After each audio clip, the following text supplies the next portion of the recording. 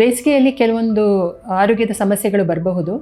So ಇದಕ್ಕೆ ನಾವು ಯಾವ್ಯಾವ ಪ್ರಿಕಾಷನ್ಸ್ನ ನಾವು ಅನುಸರಿಸ್ಬೋದು ಅಂತ ನಾವು ನೋಡಬೇಕಾಗತ್ತೆ. ಕೆಲವೊಂದು ಡೂಸ್ ಆ್ಯಂಡ್ ಡೋಂಟ್ಸ್ ಬಗ್ಗೆ ಮಾತಾಡೋಣ ಇವತ್ತು. ಸೊ ಡೂಸ್ ಅಂದರೆ ಎಡಿಕ್ವೇಟ್ ಹೈಡ್ರೇಷನ್ ಬೇಕಾಗುತ್ತೆ, ಅಂದರೆ ಎಡಿಕ್ವೇಟಾಗಿ ಪಾನೀಯಗಳನ್ನ ಸೇವಿಸೋದು ಅದು ತುಂಬಾ ಮುಖ್ಯವಾಗಿರುತ್ತೆ ಸಮ್ಮರ್ನಲ್ಲಿ. ಎರಡನೇದಾಗಿ ಯಾವ ಥರದ ಆಹಾರ ತಗೋತೀವಿ. ಸೊ ಆಹಾರ ಆಗಿರೋದು ನೀರಿನ ಅಂಶ ಹೆಚ್ಚಾಗಿರುವಂಥ ಆಹಾರಗಳು, ಅದು ಹಣ್ಣಾಗಿರ್ಬೋದು ಅಥವಾ ತರಕಾರಿ ಆಗಿರ್ಬೋದು, ಅದು ಕೂಡ ಸೇವಿಸೋದು ಒಳ್ಳೆಯದು.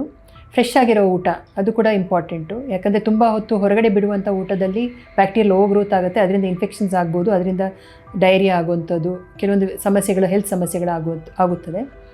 ಸೊ ಇನ್ನೊಂದಾಗಿ ಕೆಲವೊಂದು ಏಜ್ ಗ್ರೂಪ್ಸಲ್ಲಿ ನಾವು ಕೆಲವು ಕಾಂಪ್ಲಿಕೇಶನ್ಸ್ ಹೆಚ್ಚಾಗಿ ಕಾಣ್ತೇವೆ.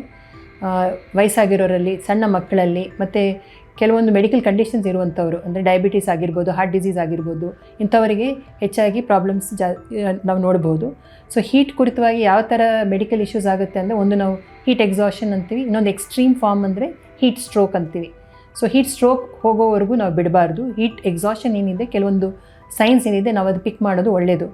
ಸೊ ಫಸ್ಟ್ ಹೆಚ್ಚಾಗಿ ಬೆವರಿಕೆ ಇರುವುದು, ಬಾಡಿ ಹೀಟ್ ಅನಿಸೋದು, ತುಂಬ ಸುಸ್ತಾಗುವಂಥದ್ದು, ತಲೆ ಸುತ್ತು ಬರೋದು, ತಲೆ ನೋವು ಬರುವುದು, ವಾಂತಿ ಬರುವಂಥದ್ದು ಅಥವಾ ವಾಂತಿ ಬರೋ ಹಾಗಾಗುವಂಥದ್ದು, ಸೊ ಮಸಲಲ್ಲಿ ಕ್ರ್ಯಾಂಪ್ಸ್ ಆಗುವಂಥದ್ದು, ಇವೆಲ್ಲ ಕೆಲವೊಂದು ಸೂಚನೆಗಳು ಹೀಟ್ ಎಕ್ಸಾಷನ್ದು.